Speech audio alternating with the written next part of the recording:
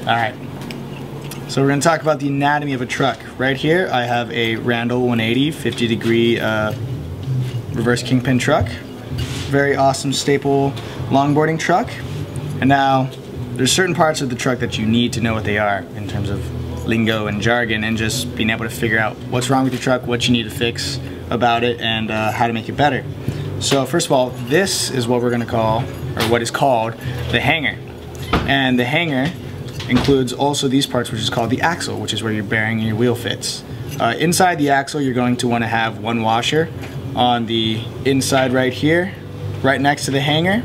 And then you can put your bearing and spacer, then bearing again, followed by another washer. And then you put your nut down on that and tighten it all up, and that's how you should have your wheel set up. Well, each hanger is different on each different cast truck, or each different truck in general. Main difference is the bushing seat. That's what makes the truck feel the way it does, really. The Randall bushing seat is a very forgiving and loving bushing seat. It's very shallow, but it still has decently high walls on the sides to keep the bushing in place. It's relatively open, so it'll allow you to get maximum turn out of your bushings as you can without compressing them too much. Some hangers, not all hangers, have something called rake to them. Now you can see that this side right here with the 180 has a much deeper bushing seat than this side in the back. That is called rake.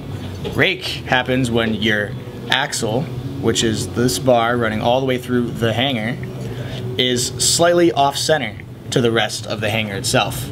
And so what that'll do is that if you ride your truck like this, your hanger upside down, it will have a more relaxed axle. And so it affects the leverage and the way that your truck will turn. This will feel like a very slow turning truck compared to the other way around, which is a much more high responsive turning truck. Next part of your truck that you gotta know about is the base plate. This is your base plate. For reverse Kingpin trucks, you always want this, which is called the pivot point, whatever, to be facing outwards. If you have it faced inwards on your board, when you turn left, you're actually going to turn right. And when you turn right, you're going to turn left. Base plates also dramatically affect the way that your truck will feel. This is a 50 degree base plate, which is a very responsive and high turning, or quick turning base plate. Very good for tricks, very good for just carving around in general, for pumping. You can get different degree base plates, but we will go into that later.